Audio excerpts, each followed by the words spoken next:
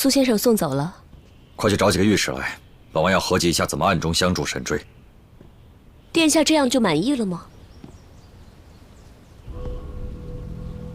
私炮房这么难得的把柄，难道殿下只是暗中帮着沈追，告一下状？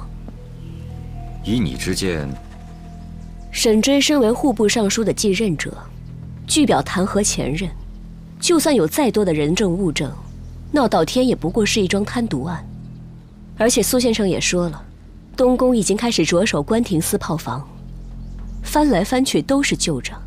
太子怎么说也是储君，陛下就算再怎么斥责他，惩罚也想必不痛不痒，哪比得上殿下连舍2个尚书这般惨痛？你的意思是，趁着私炮房还没有完全关闭之前，把事情闹得更大些？殿下英明。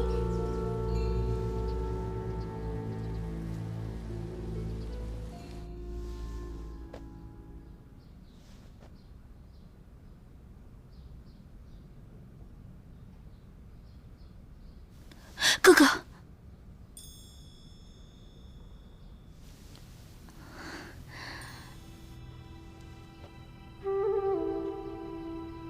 七妹，你跟我出来一下。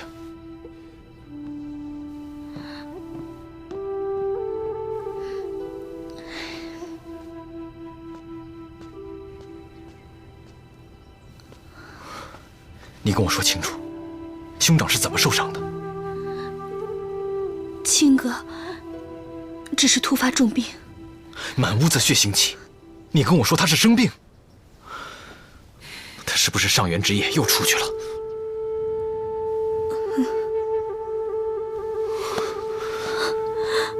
是父亲让他去的。哥哥，你不要问了。你怀着身孕，父亲竟然让兄长做这么凶险的事情。哥哥，你不要去找父亲说什么。亲哥卷进这种事情，终归还是他自己自愿的，怪不得公公，也怪不得父亲啊。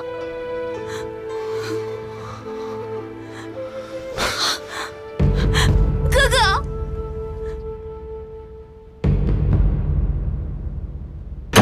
父亲，孩儿，谁让你这么闯进来的？一点礼数都没有。孩儿有一事想请教父亲。有什么事儿说吧。虽以孝道而言，不该质问长者，但父亲近来的所作所为，孩儿愈发看不懂，再也不能闭口不言了。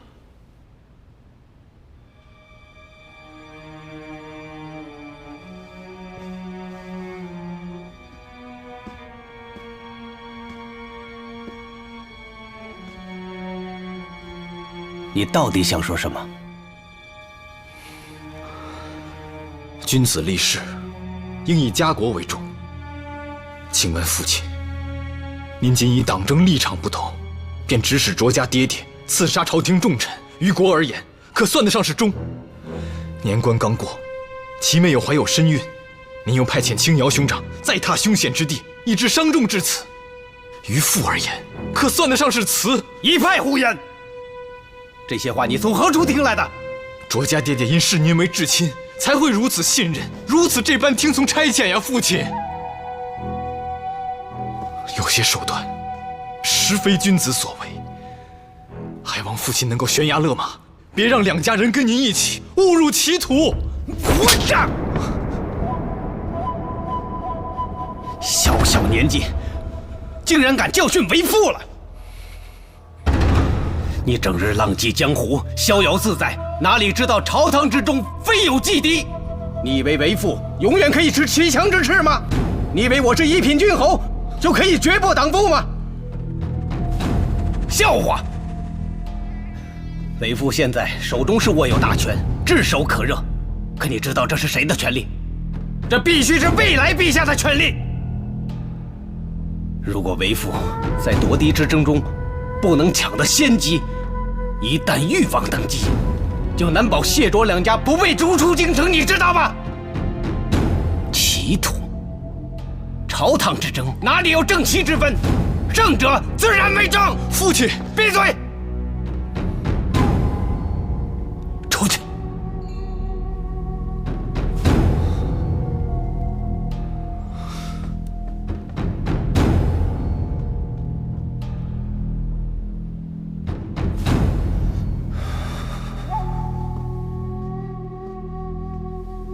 以前只是不想把他牵扯进来，这以后怕是要防着他了。还是让他多和朋友们在江湖上游历吧，既长了见识，也省得在我们身边知道的太多。可他那些朋友也不是白交的。从今往后，咱们的事一丝一毫都不能让他知道。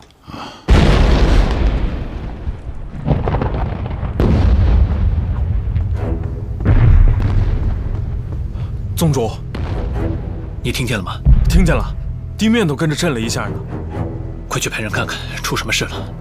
是。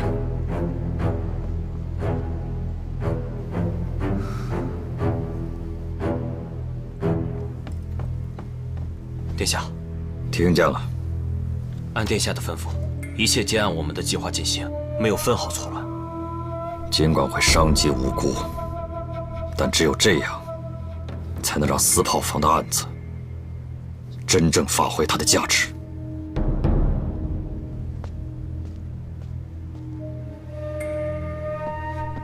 四炮房炸了。是，据说是由于最近无雪天干，火星崩落引起的。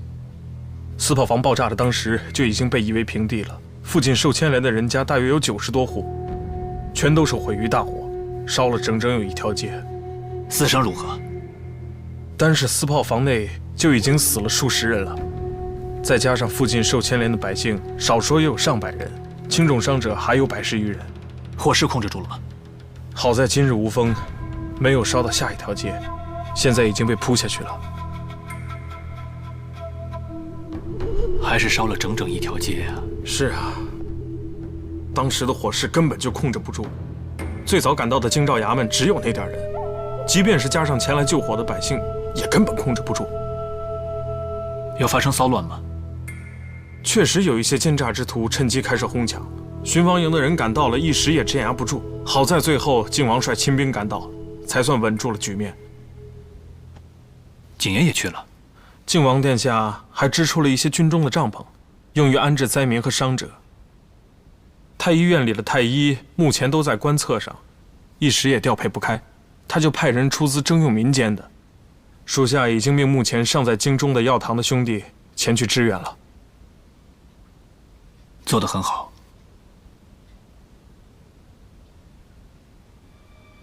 照理说，正月快要过去了，燃放炮竹的人越来越少，四炮房应该过了最危险的时候。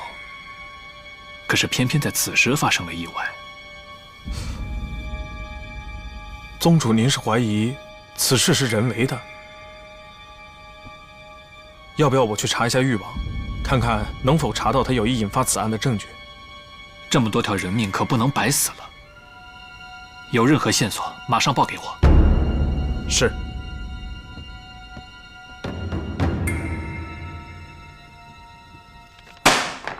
你说什么？什么叫四炮房爆炸了？我不是已经叫你们停了吗？是啊，自从殿下传讯说沈追已经查到了四炮房，属下是分毫不敢耽搁啊，立刻派人去收检转移，只希望尽量在查封之前能够多了结一些。昨儿忙了一夜都没事儿，没想到今日到底是怎么炸的？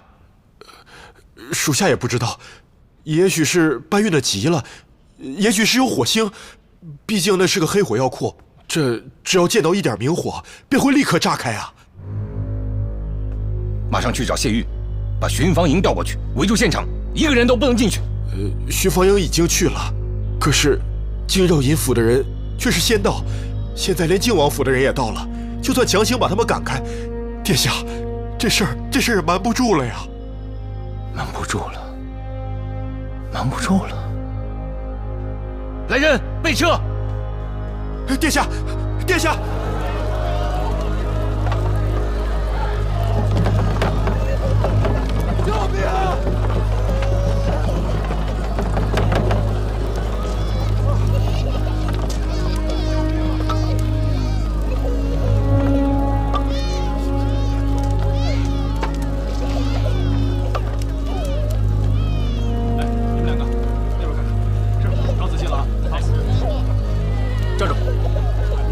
闲杂人等不得入内。你是做什么的？我找他。列将军。哦，进去吧。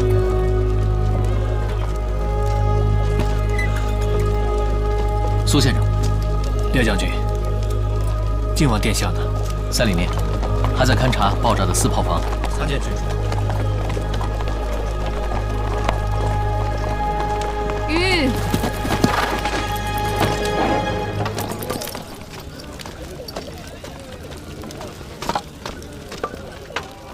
参见郡主。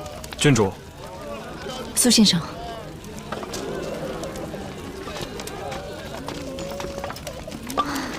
穆王府送来一些可用的东西，去接收一下吧。是。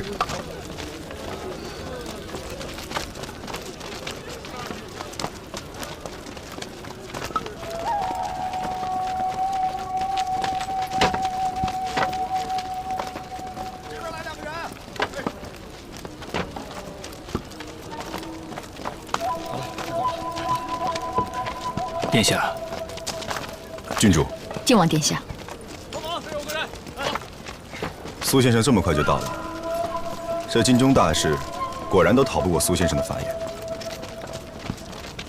在大梁的京城帝都，看到如此场面，实在是太过惨烈。都是些勤勤恳恳的小百姓，谁又会想到，在自己家的隔壁会有个黑火库？真是时也命也，能多过1天就好了。多过1天，多过1天又能怎么样？户部沈大人昨日告诉我，他已经据本上报，请求陛下恩准京兆尹府协助查封这座4炮房。他当时很自信地跟我说，1、2天内朱批很快就会下来。没想到，折子才递上去1天，就发生了如此惨烈的意外。殿下真以为这是个意外吗？苏先生是在暗示什么吗？这原本是一件贪渎之案，可是这一炸，这件事情就不仅限于朝堂之上了。毕竟关系到几百条人命，民愤民怨会成鼎沸之态。如此一来，东宫受的惩罚也会更重。殿下细想，这件事情闹大了，谁会是最终的受益者？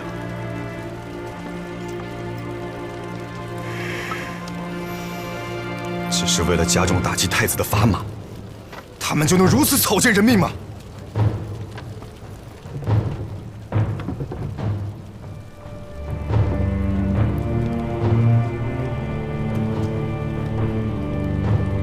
这是苏先生为誉王出的奇谋吗？萧谨言，你这话什么意思啊？苏先生对形势推测的如此细微，我还以为……你以为什么？无论何种缘故，这样恶毒的罪名怎能想扣就扣？苏先生入京以来，有何种地方惹到了你？你要这样羞辱于他？郡主，怎么？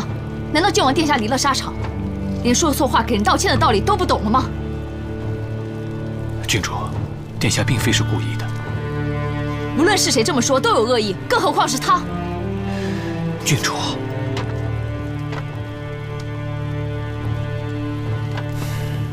殿下误会了，这并非是苏母出的主意。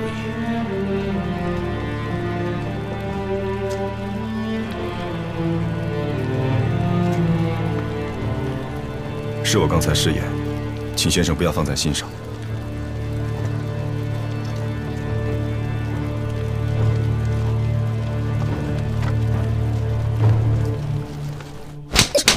你已经是东宫的太子，怎么还如此贪利？不能怪我贪，要不是老五处处紧逼，为了对付他，我这花钱的地方实在是太多了。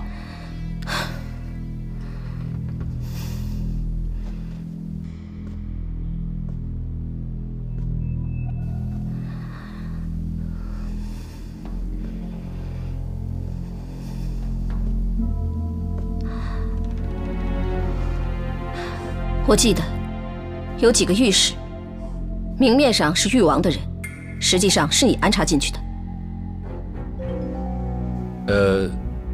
有那么几个。马上通知他们，立刻上奏弹劾你，罪名扣得越大越好，哪怕是说废黜太子这样的话也可以。这真的要废了我？四炮房这件事，你根本没有辩解的余地，你只有认罪。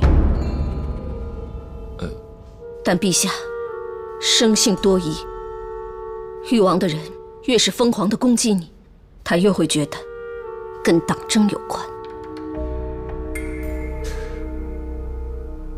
母妃的意思是，只要陛下心里觉得这件事是党争引发的，那他就是再恼怒再处罚，也会留有余地的，以免誉王太过占了上风，而让当前的局面失去平衡。儿臣明白，儿臣这就去安排。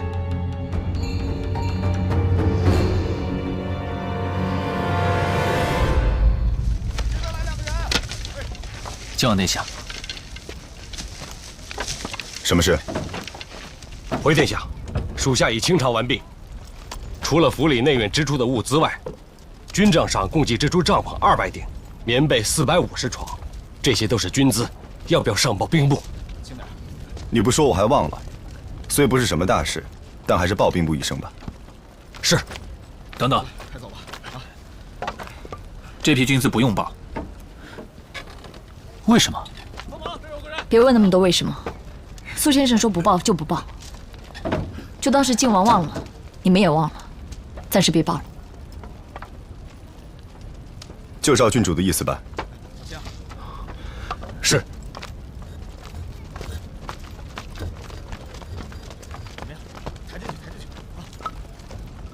先生可知，这批军资虽然已经拨付于我，但是用于安置这些灾民，已经算是挪为他用了。按照规矩，确实应该报兵部一下。为什么先生不让我报？刚才殿下都不知道为什么，还是照办了。难道不怕我又出了什么阴诡的主意吗？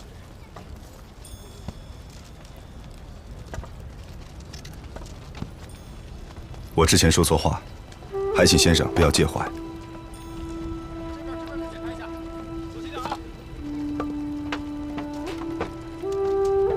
穆王府的物资到了，郡主不去看看吗？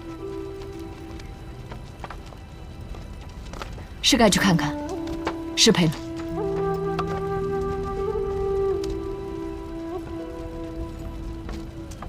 现在是战时吗？当然不是。这些帐篷和棉被算是一大批军资吗？从数量上来看，几乎不算什么。用完了可否回收？最后当然是要回收的。既然并非战时，借几挺帐篷、几床棉被出去，算什么大事？事情虽然不大，但还是要按规矩办事。不按规矩办又如何？先生应该知道，兵部属于太子的势力范围，这过错虽然小，但一旦被兵部抓住，只怕还是要剧本参我。我就是要他们参你。殿下急公好义，对灾民广施仁慈，这难道是坏事吗？当然不是。既然是好事，犯的错又不值一提，兵部凭什么要小题大做，抓着你不放？这一状告上去，皇上和朝臣们是觉得殿下罪不可恕，还是会认为是太子在借兵部之手打压你呢？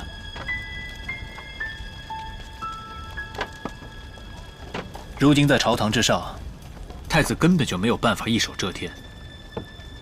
到时候兵部参你，你就认个错，自然会有耿直的朝臣出来替你说话，有什么可担心的？我倒不是怕兵部拿我怎么样，就算父皇再怎么严厉，这点小小的罪名，我还不放在心上。只是，明明可以免此疏漏，为什么非要闹这么一出？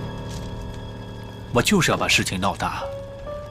现在朝堂之上，所有的目光都聚焦在太子和誉王身上，殿下做的事情，有谁会真正注意到？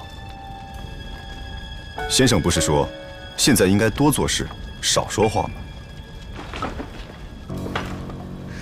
自己不说，但是要让别人来说。等兵部一状告上去，皇上和朝臣们才会知道，当太子和誉王在互相撕咬的时候，是谁控制住了局面，稳定了民心，又是谁明明默默无争，却要反过来被攻击。人人的心里都有一杆秤，孰是孰非，自然会有公论。谢谢了。反之，若是殿下现在将此事上报兵部，虽然事情做得规矩，却白白埋没了你的善行。本王做这些事，不是做给别人看的。若是做事之前就想好了要给别人看，那是殿下的德行问题；可若是做了好事，最终却无人知晓，那就是苏某这个谋士无用了。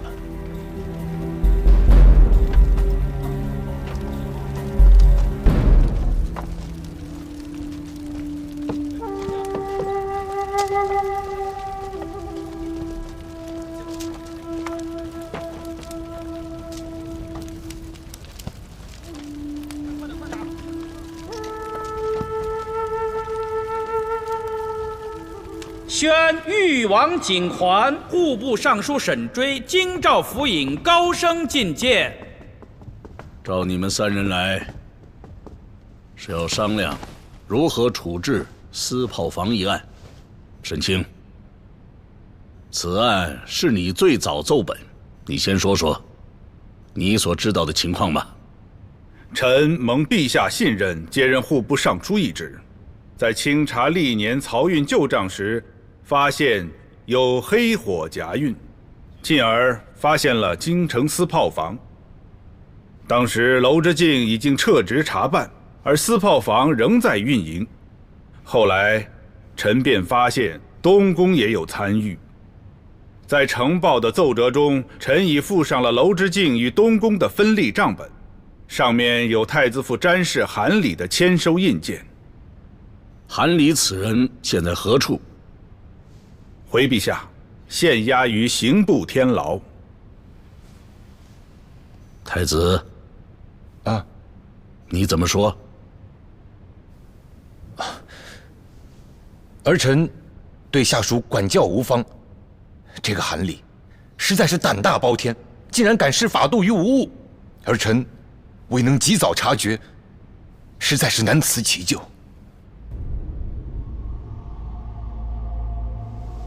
沈清，你可有证据证明太子直接参与了此案？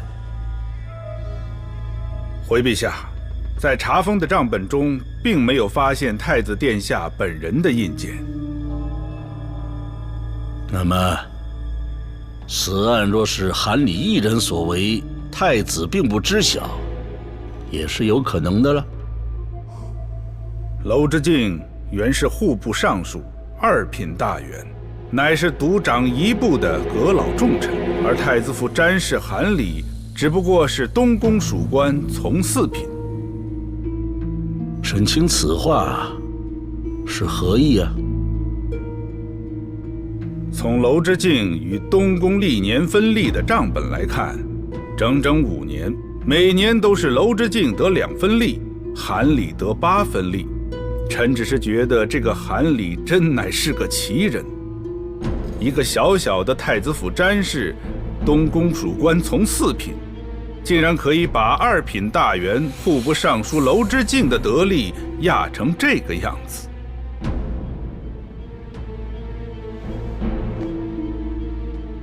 京兆府尹，臣在。私炮房爆炸事故现场损失如何呀？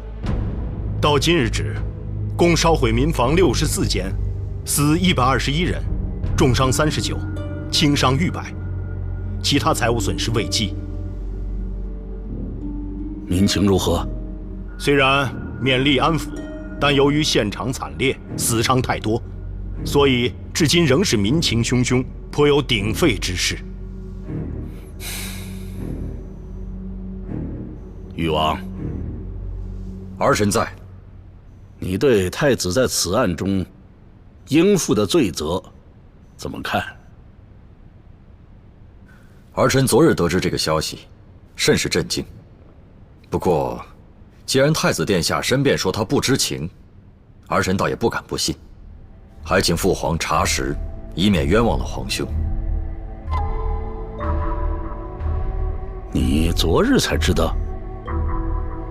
因为母后刚刚大病初愈，儿臣从出时后便在府斋戒，故而事情知道的慢了些。此案发生至今，正好是3日。朕接到的御史参本已经有17本之多，其中有人认为太子罪责深重，已失储君德行，主张废去东宫之封。啊！这太子位重，关系国本，怎可轻言废立？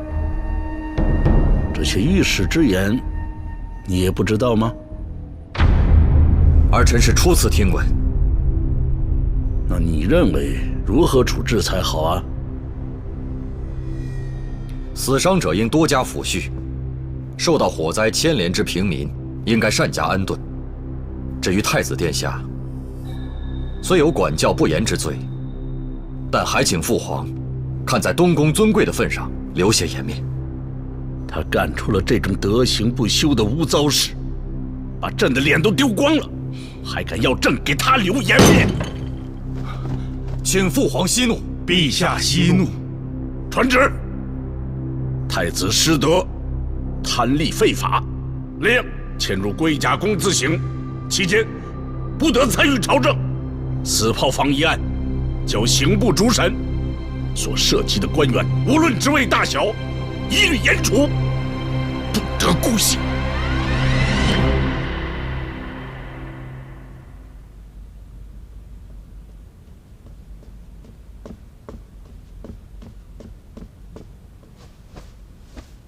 殿下，还是吃一口吧。您的身份还在，宫里的贵妃也还在。虽然现在委屈一些，但是等陛下的火气消了，自然便会起伏。萧景桓，沈追，不要以为我会就这么算了。等我缓过来，我要你们的好看。殿下，你们都得去死！所有的人，等我登基以后，你们都得死。还有那个靖王，父皇哪只眼睛看上你了啊？你也敢跟本宫作对？兵部的李陵在干什么？不是说找到他的把柄了吗？为什么不上奏去参他？回殿下，已经参过了。那为什么没有任何处置呢？靖王说他挪用军资应急，一时忘了报备，愿意认罪。可是户部的沈追当庭为他辩护，说兵部小题大做，恶意攻击。这朝城的各个迎风岛，竟少有站在兵部这边的。连陛下都没有责备靖王，反而还夸他遇事决断，让他事后报备一下，就算了事。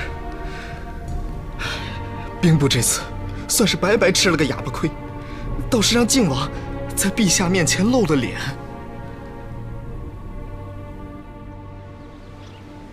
殿下，这些都送吗？对，统统送过去，要快。是。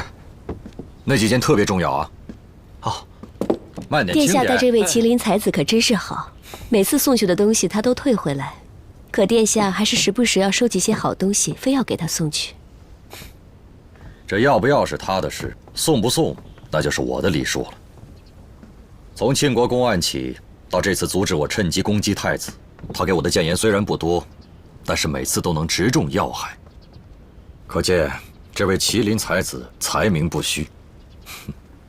要细算起功劳，连你都未必能压得过他的分量，总该有所表示才行。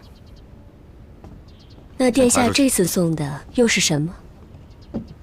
眼见春分了，天气日渐和暖，听说他近来正在修缮园林，我送些精致不俗气的摆件和玩器过去，既不奢华又不贵重，都是他现在正用得上的东西，说不定他顺手也就收了。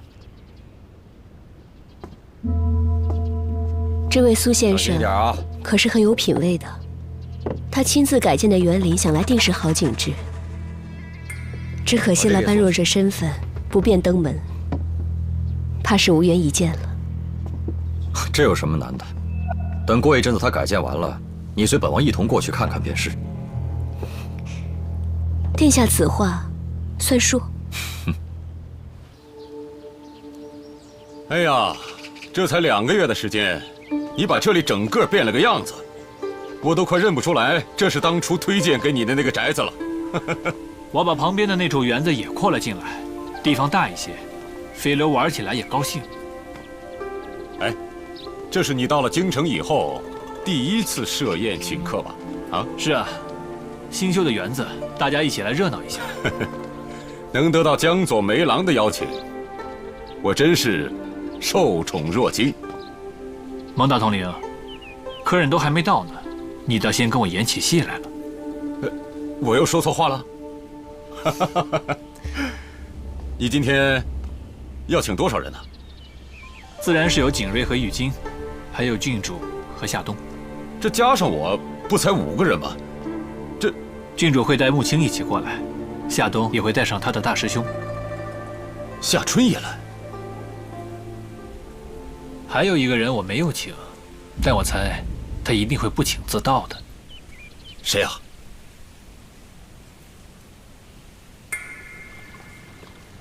这才是江左梅郎应居之所呀！刚才从园子里过来，真可谓是一步一景，浓淡相宜。不愧是先生亲自制图督建的呀！只是闲来无事，整修整修，又不是乔迁新居，所以未敢惊动殿下。没想到殿下还是过来了。好在先生今天请的都是一些相熟之人，否则加了本王这么一个不速之客，大家都不得尽兴。哎，客人们都来了哪些？这个园子是蒙大统领推荐的，自然第一个请的是他。景睿和玉京也已经过来了，正在偏厅喝茶。宗主，诸位客人都已经到了。好，殿下，请。好，请。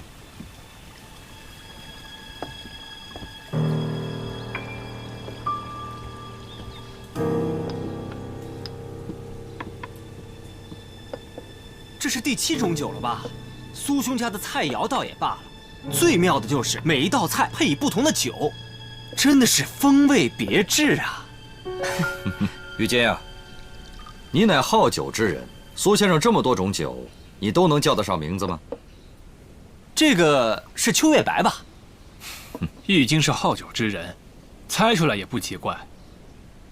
景睿，你能品出几种啊？哦，我不行，我只品得出赵殿红而已。不会吧？你能品得出赵殿红？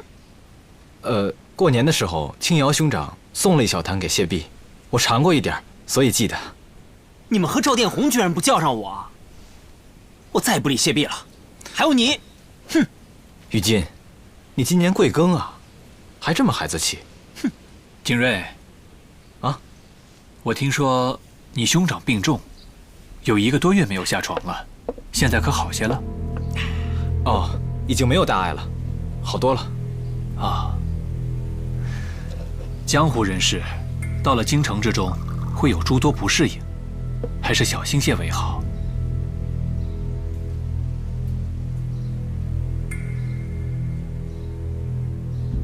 酒已半酣，如此枯坐也是无趣。昨天晚上我倒是想出一个玩法，不知各位是否有兴致？江总梅郎想出来的点子，就算是不玩，也得问问是什么。苏先生，说说看。那就好。此前我有缘得到了一本竹简琴谱，解了甚久，约摸像是失传已久的古曲《广陵散》。哎，真是《广陵散》。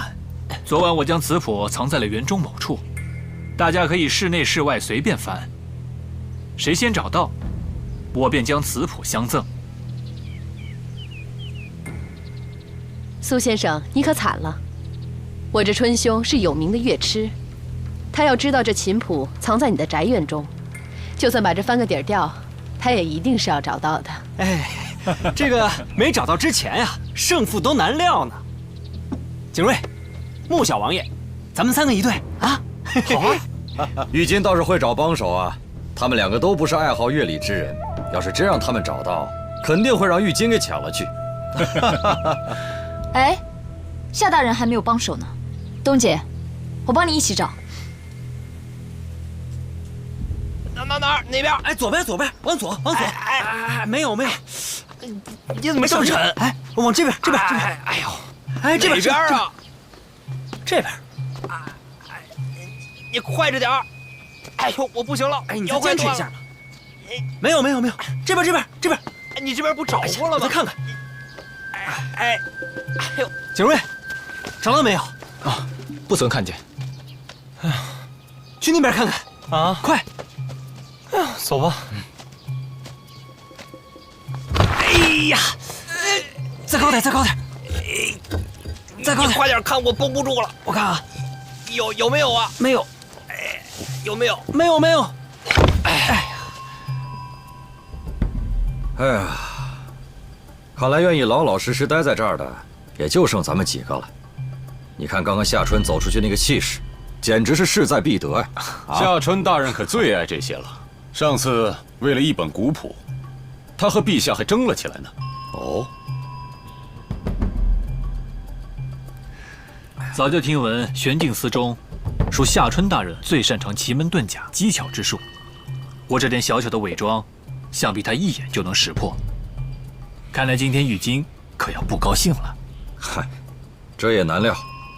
苏先生这园子可也不小，是不是一开始就找对了方向，还是要看运气的。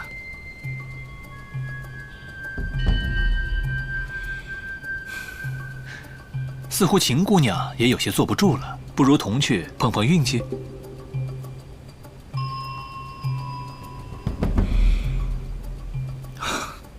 先生真是体贴，那你就去吧。多谢殿下，多谢先生。来，孟大统领。来，苏先生，请。请。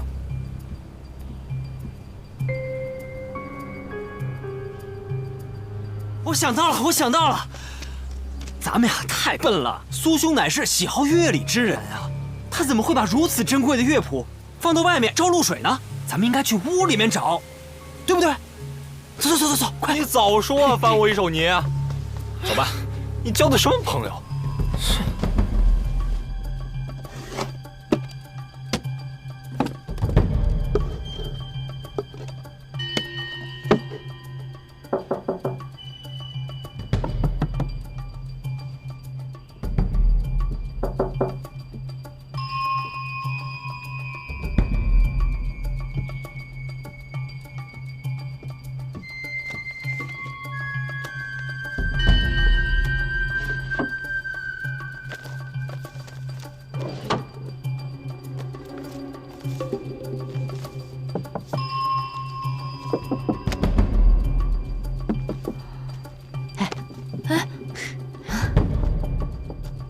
陈兄，打算把这屋子都翻个遍吗？他兴许在外面呢。不会，竹简古谱应是精心保存，最怕潮湿了。苏先生说，昨晚他就藏在外面。且不说这前2天的小雨吧，单这早晚的露水啊，便已然很潮湿了。他又怎么会藏到外面呢？找吧，定在屋内。我去里屋看看。